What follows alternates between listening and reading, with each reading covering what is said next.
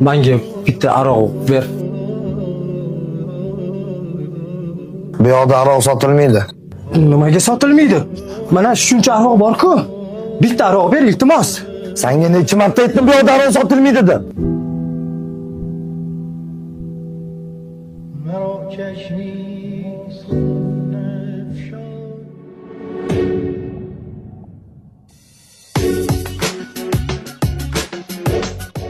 Mana ishxonangizga oldi. Men boshqa ishlamayman. Nimaga ishlamaysan?